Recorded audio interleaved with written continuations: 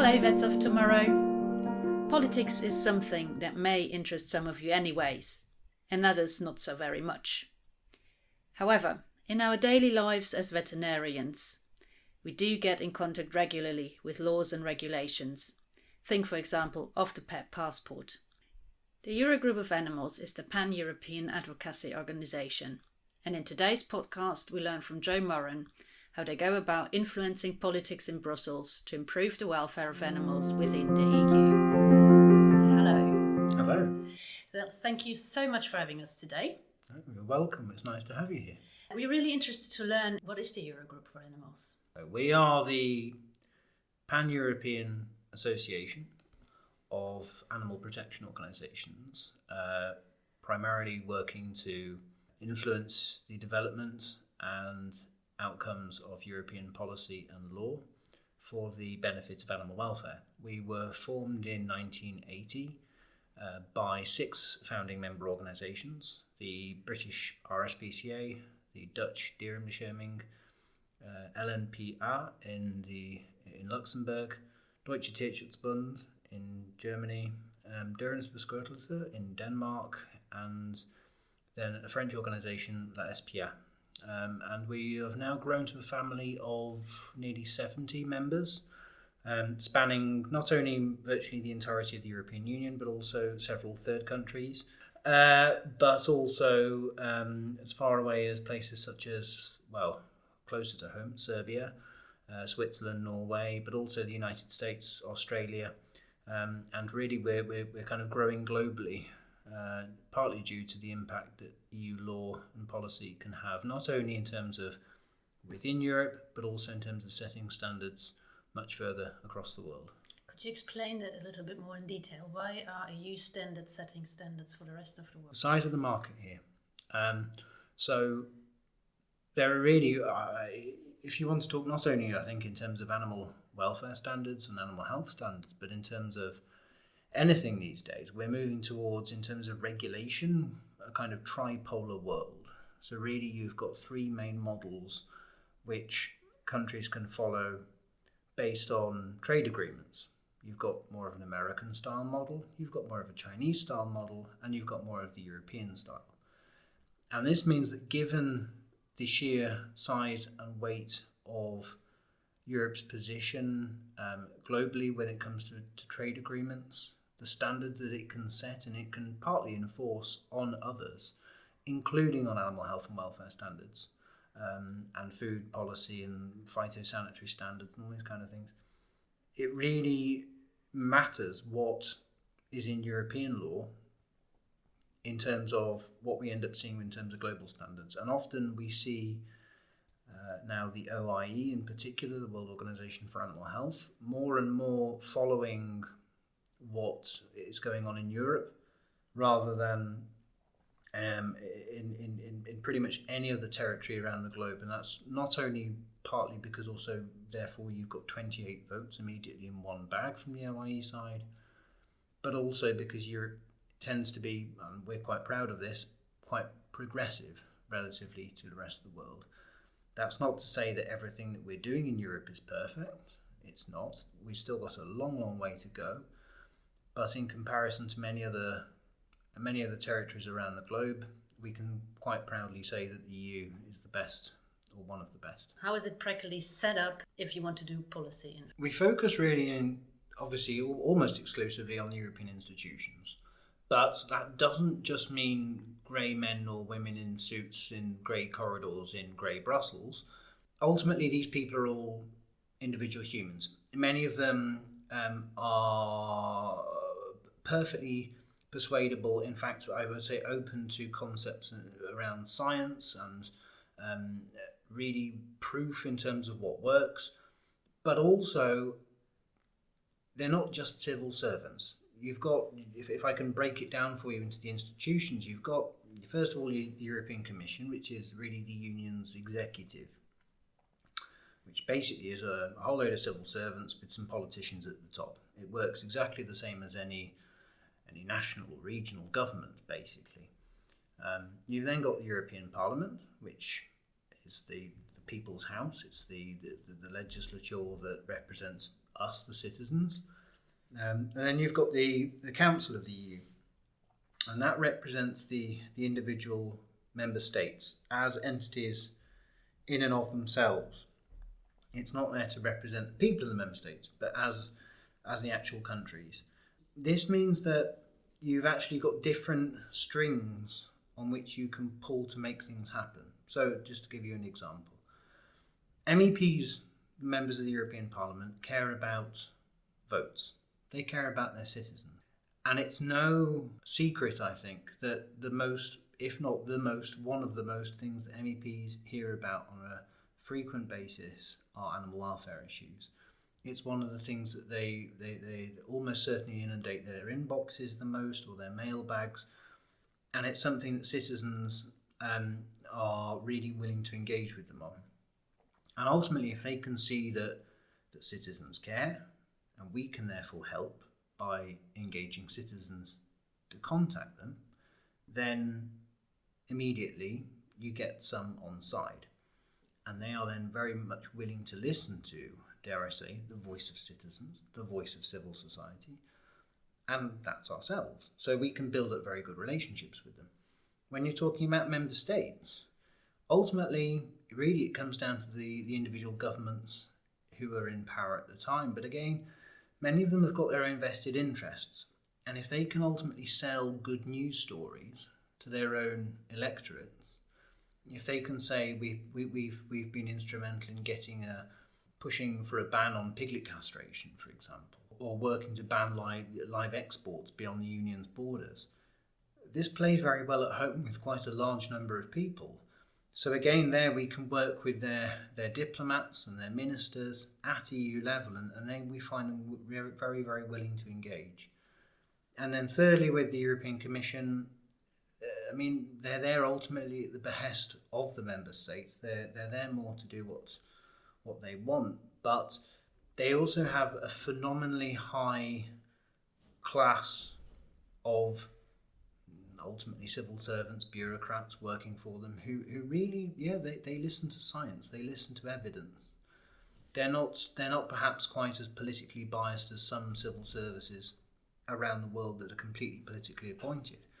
They're permanent, they're there, they have their expertise, and we are very fortunate, having been here now for 40 years, it's our 40th anniversary this year, to have built up a very good reputation in terms of evidence-based policy, to actually take along science and show them why something should change. It's not just a case of playing an emotional card and saying, actually, citizens want this, so you have to do it. No, we can demonstrably prove to them in many cases, this is the science behind it, this is why it's better for animal welfare, animal health, ultimately for public health, for safeguarding human health ultimately in terms of disease transmissibility or whatever else. And that's quite a powerful argument. And ultimately at the top of the commission, you've again got politicians. And what are politicians interested in? Votes. And they want to make people happy. And animals in general make people happy. So we're in a very, very fortunate place. A lot of my time, I work on horizontal kind of lobbying here.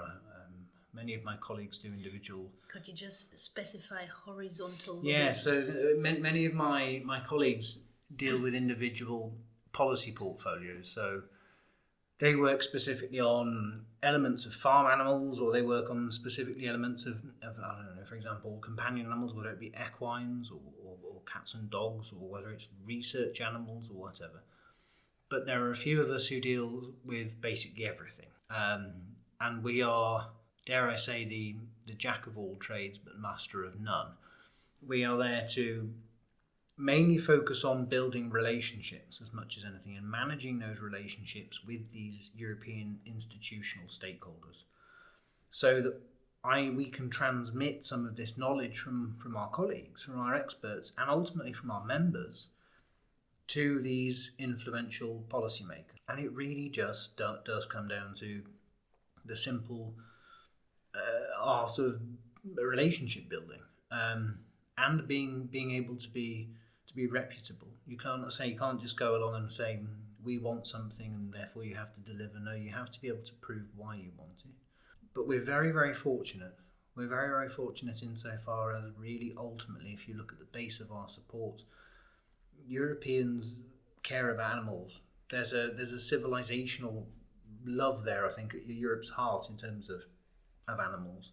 And that's something that we wouldn't necessarily find, I think, in all four corners of the world, sadly.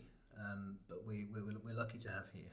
Do you think that's purely down to the way a society functions, or also down to the fact that maybe in other continents people are starving or facing wars and maybe are preoccupied with other things, and where maybe we have the luxury to be more open and care?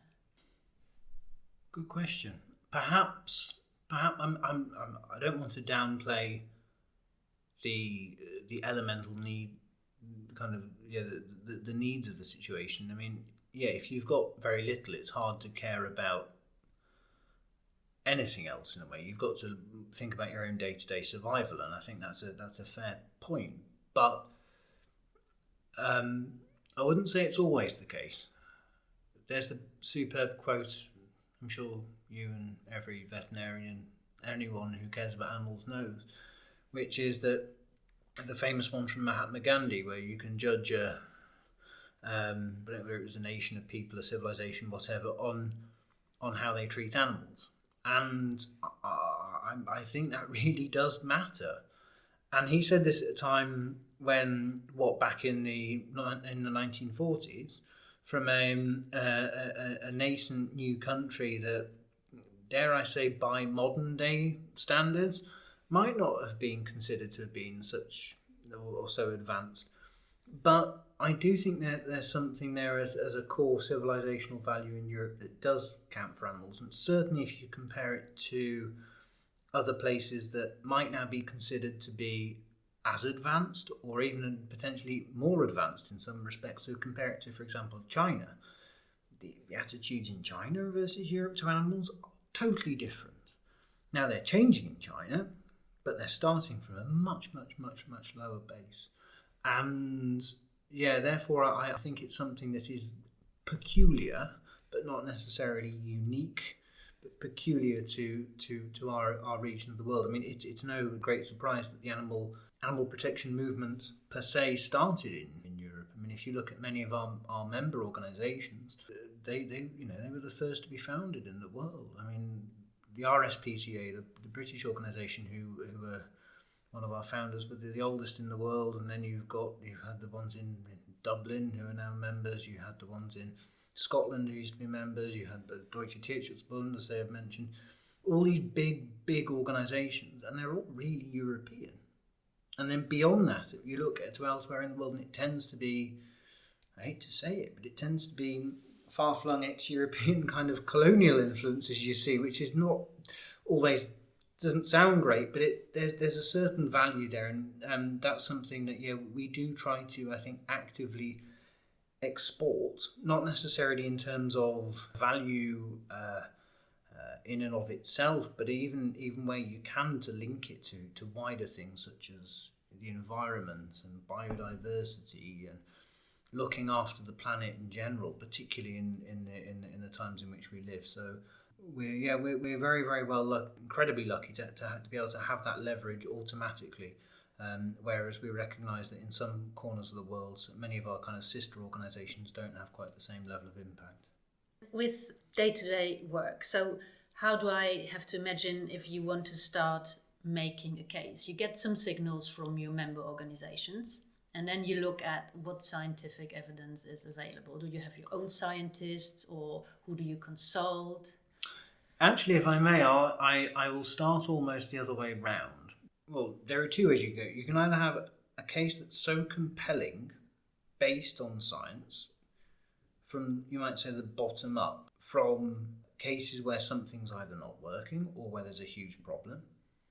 And yes, we can take it to policymakers and say, look, this is an issue. And that would be, yes, very much from our members, saying, I don't know, for example, the transport regulation at the moment on live transport, it just fundamentally is not working. This is why. Here are some perfectly evidenced studies.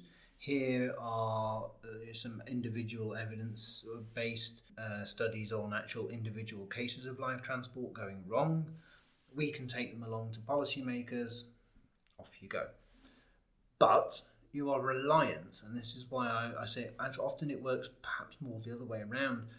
You are reliant on the political dynamics in Brussels and Strasbourg being right for that at that moment. And that's not always the case. Let me give you an example. In obviously 2007, 2008, we had the last big kind of financial crisis. And after that, we faced really, in fact, for the past few years, a huge uphill battle in terms of trying to get anyone interested in animal welfare.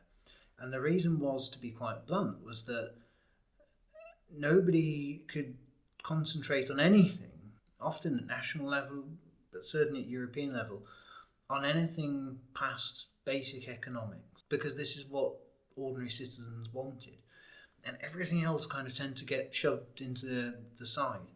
So what you've got to have not only the appropriate pressure from citizens and from scientists, but you've also got to have a willing political atmosphere, like an appropriate petri dish in which to drop the idea at European level, in terms of ideas to be able to germinate and spawn.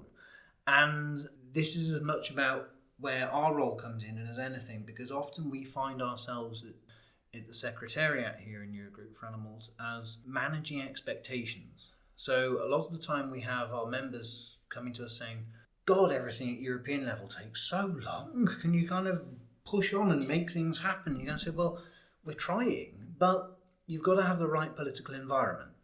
And actually, it takes time to build that. And when you've got it, you also then have to be realistic in terms of what you can do in any given window, because things do take a long time. Part of our job really is to constantly assess what the opportunities are, what the interest is, and then to go to our members, and this is what I was saying about the other way around, going to our members and saying, okay, there might be some interest in this, and this area. What do you suggest we do? And that's then when we come up with strategies. So it's not necessarily all bottom up.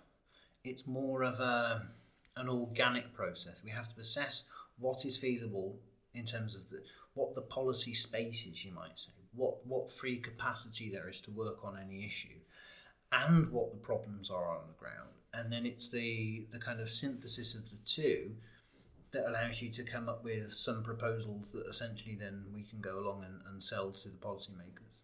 And the scientific evidence, do you raise that yourself, or do you have scientific institutions you're working with together? Both. We're very, first of all, of the 67, 68 members we have at the moment, we have many of whom that are very, very small, often voluntary run and, kind of more of I'd say, remedial in terms of their operations. They're dealing with things like rehoming and that kind of stuff. But we're very, very lucky with a lot of our big and medium organisations to have really professional outfits. And many of them have large policy and or veterinary departments as well, who can provide really, really good, top level, high quality science for us. And this means that we have a broad array of knowledge that we can draw on, that we don't always have immediately in-house in the Secretariat. Yes, we have got experts in farm animals or whatever else, but they can't be experts on everything. And they can't all be experts on absolute minutiae of information and detail. So we are then able to go to our members, to pull out individual cases and experience and studies, and even down to the level of papers and whatever else, and to use those. But sometimes even that's not enough. I'll give you an example. The Common Agricultural Policy. It is hugely important for animal welfare, not in terms necessarily of its own objectives, although the new proposed Common Agricultural Policy actually does have animal welfare outcomes as an objective, but traditionally it hasn't done. But it's massively important for animal welfare because it affects how animals are kept on farms. We've got a few colleagues perhaps who really, really understand this, but it's really agricultural economics. I mean, it's almost an entirely different branch of science on its own. You know, you have entire research departments and universities who go into this kind of thing. It really is where economics and agriculture meet. But that's where we're very lucky as well that we have now this wider network of institutes, universities, people who we've developed relationships with and know, who we can reach out to beyond this and say, can you give us advice on this? Could you do a project for us on this? Can you come up with whatever? Generally, between either our membership or these institutes, we tend to be able to pull together the information that we need, that we can then use here. But sometimes it's a more difficult process than we might like. But yeah, and then also and this is really being just transparent and honest. We also then have to manage the divisions within our own membership, because we are a very broad church. We have some members who are very much animal rights based organisations, and we have some who are very much animal welfare organisations in this kind of broad animal protection spectrum. But we can only ever, given the prism that we're working at in Brussels, we can only ever really work for the ends of animal welfare. And generally everyone understands that, but sometimes coming up with opinions that we have to make sure that everyone is fully on board can also be quite time constraining and demanding, but ultimately it's worth it, because once you get everyone speaking the same scripts, everyone singing from the same hymn sheet, so to speak, our voices, well, tend to be loud if not deafening. And with how many people do you actually work in Brussels in your office? We've got 25 in our secretariat at the moment. We've been fortunate enough to grow in the past few years, partly, in fact mainly due to a growth in our membership as well. When I started back in 2014, we only had around 50 odd members, and we're now nearly up to 70, so that gives you a rough idea. But also we've now begun to take on a little bit of project work. So we work with one or two external funders who actually basically allow us to work in some areas that otherwise we wouldn't have necessarily the capacity, resources and ability to be able to do so. Two immediately I'll just touch on. One on international trade, purely on trade, which is tremendous because this is something that is really growing in terms of the European policy sphere, and animal welfare and trade are becoming more and more into people's consciences as trade as a kind of global issue rises. And the other one of this, which is a very emergent area, at least in terms of policy, and that's on fish welfare, which for us it's so good to be able to work on, because it's almost like starting from a blank piece of paper. I mean, in terms of policy, there's basically nothing on it at EU level, and that might sound depressing, but from our side, it's like a huge gift, because you can really start from scratch. And we've also got this kind of 40-year-old history now of learning how we did things with agriculture, and now we can ensure that we don't necessarily always make the same errors, the same mistakes. We know how to be better and work more efficiently, and to make, so we can hopefully get to where we have done with agriculture in terms of both aquaculture and eventually wild caught fisheries a lot faster than we might otherwise have been able to do it. But it's a wonderful subject to be able to work on. Because I just read a statistic that really there are more, I think about 3 billion farmed fish in the EU. By far and away the most farmed species. Well, you can't say species, there are so many different species that are farmed. But yes, there are enormous numbers. And being totally honestly honest with you, I didn't realise until we started this, and I say this as a total animal lover, just how clever some fish are. Not only in terms of the kind of general understanding of the word clever. I mean, there was, I don't know if you saw, or some of your colleagues might have already seen this, but there was a species of cleaner fish that a couple of years ago passed the mirror test. So it was actually be able to have self-consciousness. This tiny little cleaner fish that lives on Earth. I mean, this is absolutely astounding.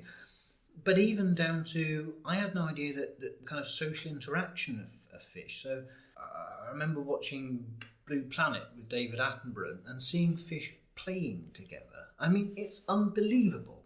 And now we're in the position whereby through science, you can look at, and apparently look at the different pigmentation and colour on fish scales and actually assess basically how happy they are. And this kind of thing is absolutely incredible. And yeah, it is a struggle still, I think, to make most people out there in the general public look at a fish and go, to think, poor thing or whatever. But hopefully we will get there, because they're absolutely incredible. Now we've been talking about food delivering animal, and then you always have obviously also quite the impact of consumer safety and zoonotic diseases and so forth.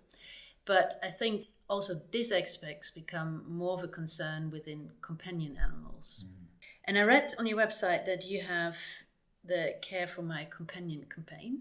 It really was done to show just how much, everyone knows how much people care about their pets, but I mean how much people want pet welfare to be taken seriously at EU level. And let me start by just saying there is not that much that Brussels and Strasbourg can do in pure pet welfare.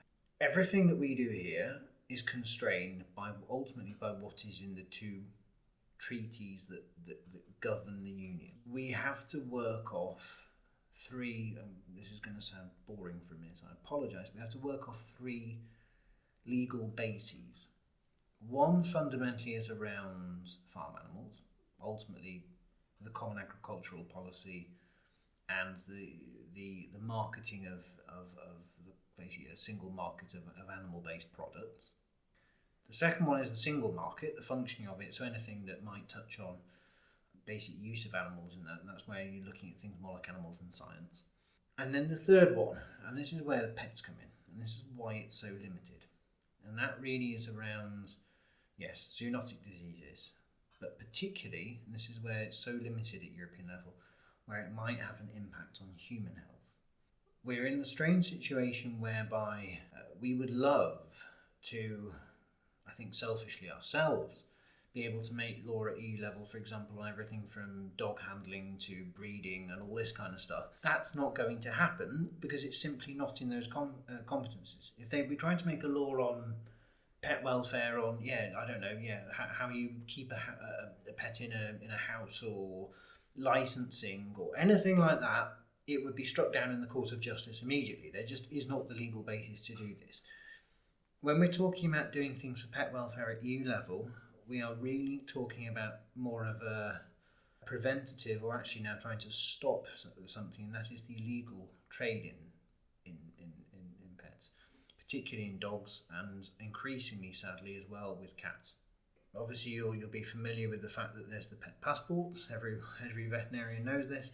Wonderful, wonderful, wonderful scheme at its basic concept, but one that is, like many things that were designed for good purposes, has been utterly abused for avarice and horrible ends by people who, it's sad that we have them amongst our human primates species in society, because they're just despicable. That they abuse such a system basically for pure profit at the expense of not only actually the pets' welfare, but often the welfare of the people who are seeking to give these pets new homes as well. And really it's that trade that we're trying to stop. And how are we trying to stop it? Ultimately, there are three main areas. Firstly, around, and we've actually already done, this was a huge success of Eurogroup for Animals a few years ago, and that is on the supply of the pets. So this is on where they're coming from. And thanks to, in part, or large part perhaps, our efforts, there's a new law coming in on the 21st of April next year, Animal Health Law, which will mandate essentially any breeder, and in fact if you interpret the law, as some member states have, even sellers of animals, to register themselves with competent authorities. Now, this hasn't been the case everywhere across the union as a whole. And what you're going to have in some countries is basically sellers who either haven't ever been registered, popping up left, right and centre, and suddenly having themselves open to everything from animal health and veterinary inspections and all this kind of palaver, that the knowledge requirements that they're supposed to have to look to breed these animals. This is fantastic. It's opening a large can of worms. And also where it doesn't happen, the beautiful thing is where enforcement authorities find such establishments that haven't gone through this, they've got an extra enforcement tool to shut them down.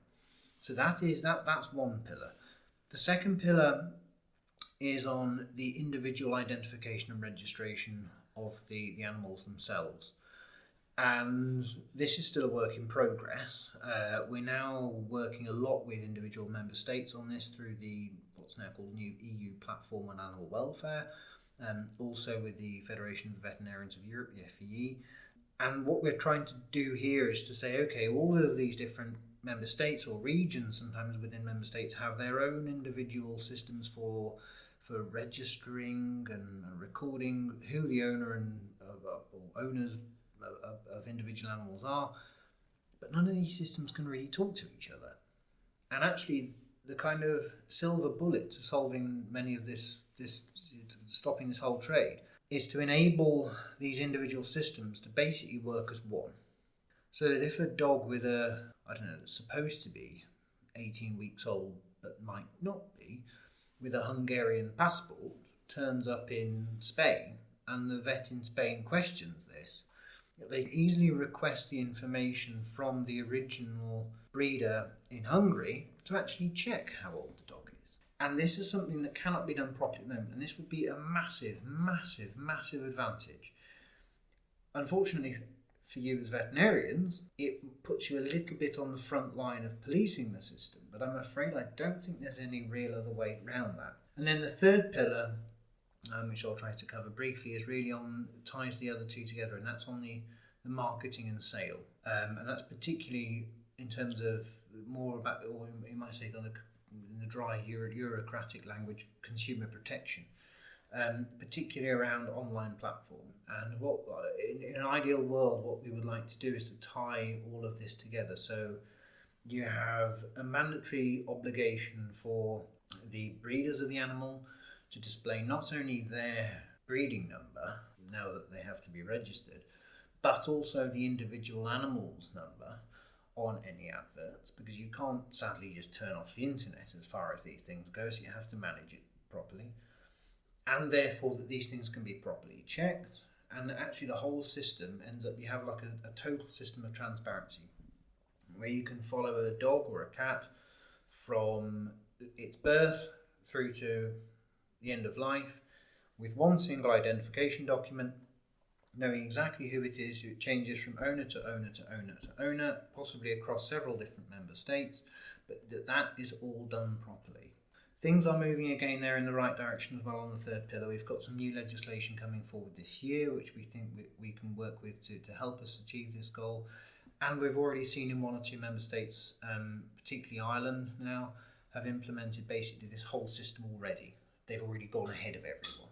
So we are getting there, but that's all we can do on pets. I say, I've just talked for about 10 minutes on it, but that's pretty much on dogs and cats. That's we are limited to that and that only. Now, I would love to ask a lot more questions about exotic pets and other things, but I'm going to stick to the veterinary student for the moment. So we've learned a lot from you today about how politics work and what you can do to influence legislation concerning animal welfare.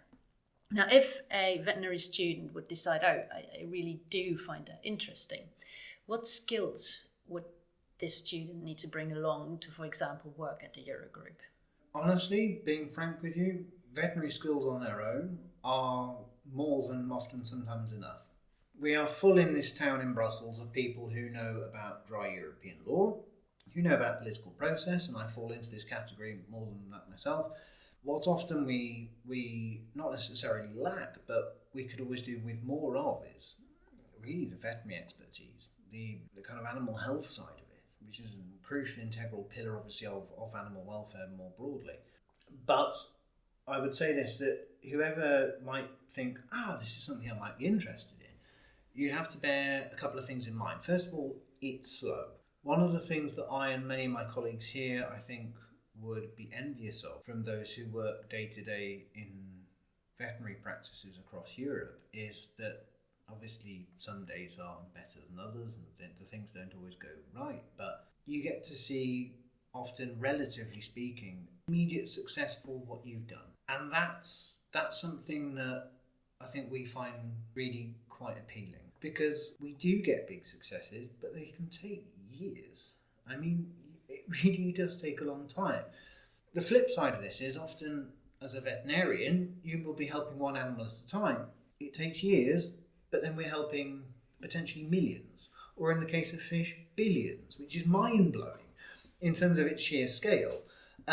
So there's a trade-off there, but you've got to be patient. And this is one of the things I will say. You'd have to be patient.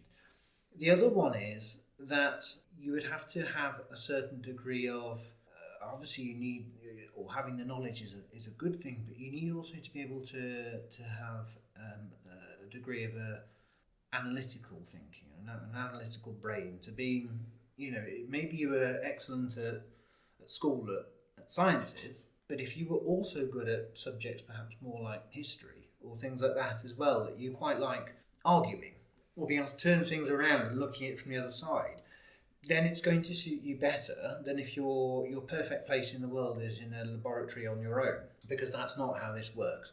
You have to be able to get out there and network, build relationships, to be honest, in a friendly manner, argue with people. You've got to be able to win arguments. You've got to be a bit of a contrarian, perhaps in some manners, and be willing to challenge certain views and push certain ideas. But if you've got that and that knowledge, then it could well be the perfect environment for you, providing that you're patient. And do you offer things like work experience places here? Yes, and we have done, and we do everything from work experience, internships, even just kind of coming in shadowing sometimes, so people can see what we do and that kind of. And anyone who might be interested, I would say, keep an eye on our website, look for job adverts, write to us, come and visit us, do whatever. We're so pleased that you're talking to me today about this, because many colleagues who have ended up working in this from the veterinary side never even knew it existed before. I think of a colleague of mine who actually works for one of our members of the Donkey Sanctuary. They're a global organisation based in the UK, but he works in Ireland, and he's been a veterinarian all his life. Day-to-day stuff with donkeys and horses, and actually another various equines.